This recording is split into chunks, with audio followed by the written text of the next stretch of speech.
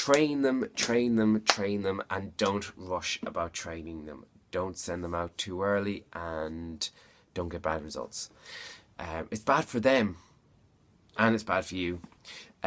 So when you're training up your employee, I find it easier if the person knows traditional already. So maybe teach them traditionally already. Teach them the theory behind it.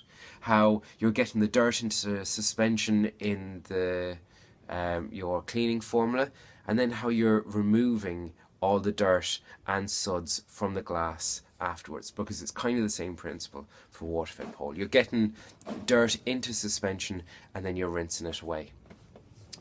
So train them, train them, train them. Train them at your place, train them at their place, anywhere you can get to teach them as much as possible. So have them geared up uniform-wise, what's expected. I found what's really easy is to get them to shadow you. Get them to shadow your every interaction with customers.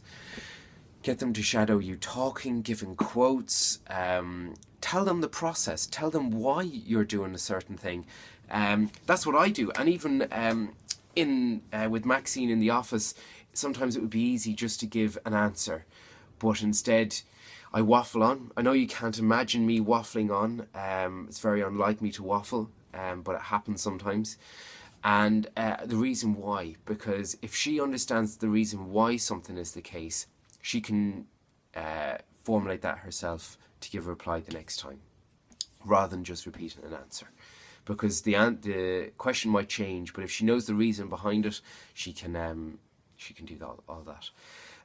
So when you're teaching guys on the tools, it's important to teach them why you do every single step, why the reel comes out of the van in a certain way, about the zero TDS water, how everything has to be pure, why you run a reel in a certain way, why you park the van point in a certain way so it's easier, why you're filling out invoices to customers afterwards, either on a mobile or on paper form, why you do absolutely everything, and teach them, as well as the theory. And then have them shadow you for a while, and then start giving them the tools, and give them criticism on every single little step that they're doing. Now, being nice about it, of course. Say, oh, did you see you did that? Or did you see your spray went? Or did you see you didn't scrub that bit? Or you didn't rinse that bit? And show them bad results of what they've done.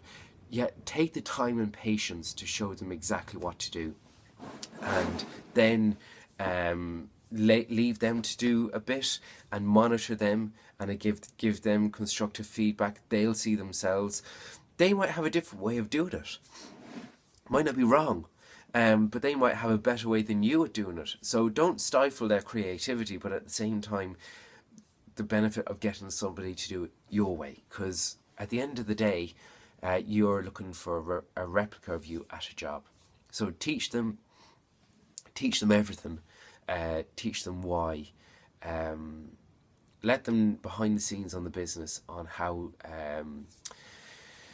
the cookie is made, really, from pricing. And I know, and again, this is a huge investment, because breaking this, it's a huge investment, because at the same time, you're not going to get the revenue out of those guys for weeks operation like that, and the temptation could be to fire them at a job.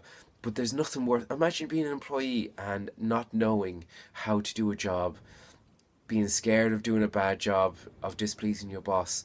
Then your boss comes back, shows you've done a bad job, the customer isn't happy, the boss isn't happy, you're not happy. It's a bad solution. So have them trained up. But then also what I'd say to you is give them a vision of the future. So say, my plan for you is to be able to do this run by yourself in the van,